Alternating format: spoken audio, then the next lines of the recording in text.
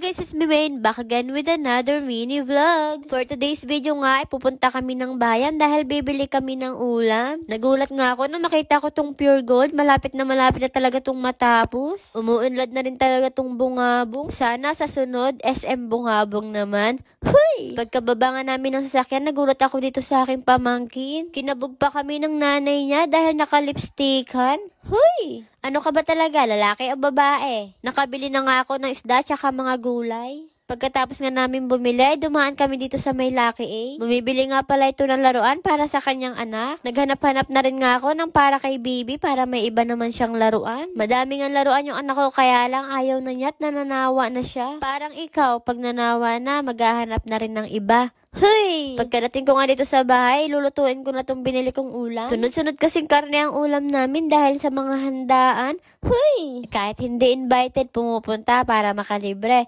Huy! Charis lang. Naggayat na nga ako ng mga ilalaho ko dito sa isda. Mas gusto ko pa naman talaga ang mga gulay kaysa sa karne. Ngayon nga lang ulit ako nakapagluto ng gulay dahil nga sunod-sunod yung handaan.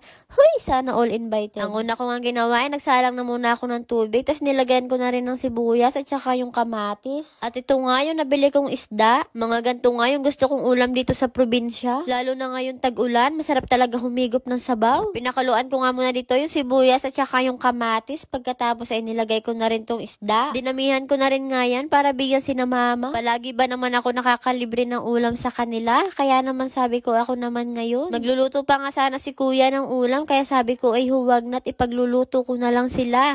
Huy, ang bait. Ngayon lang to, charis. Nilagay ko na rin nga itong mga gulay, yung okra, tsaka itong kalabasa. Lalagyan ko pa nga sana ito ng malunggay, kaya lang wala naman akong tagakuha, kaya sabi ko ay huwag na lang. Mabuti na lamang nga, andito yung aking pamangkin at meron akong tagahugas ng mga ginamit ko. Sa sobrang sipag baga naman ng aking pamangkin, ayan, nilagyan ko siya ng bangs.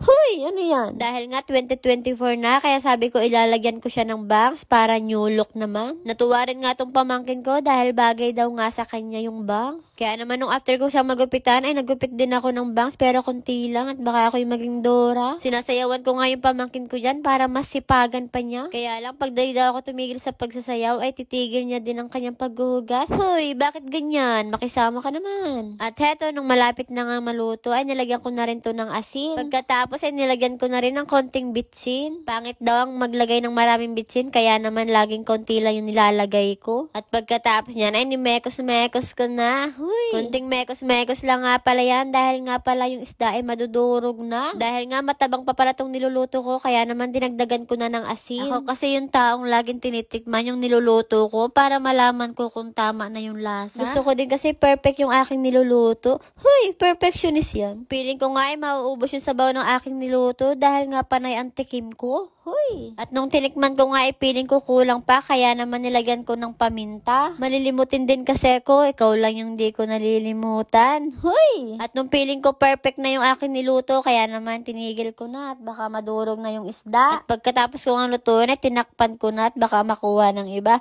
Huy! Joke lang. At heto may tira nga akong isda. Bala ko nga pala tong iprito dahil mas gusto ko yung piniprito yung isda. Dahil kapag prito yung isda ay pang matagalang ulam ko na yun. Kapag sinabawang isda kasi ay hindi na pwede bukas. Pero yung isda ay pwede hanggang 1 buwan. Huy, ang tagal. Masarap din kasi i-partner tong pritong isda sa sabaw. Tapos ang kanin mo pa ay bahaw. Talagang mabubusog ka. Pagkatapos ko nga magluto, ayan, nagaya yung aking pamangkin, mag-TikTok daw kami. Huy, sana all dancer. At yun lang guys, hanggang dito na lang po muna yung aking video. Maraming pong salamat sa inyong pagsama. Bukas po ulit ha. Bye!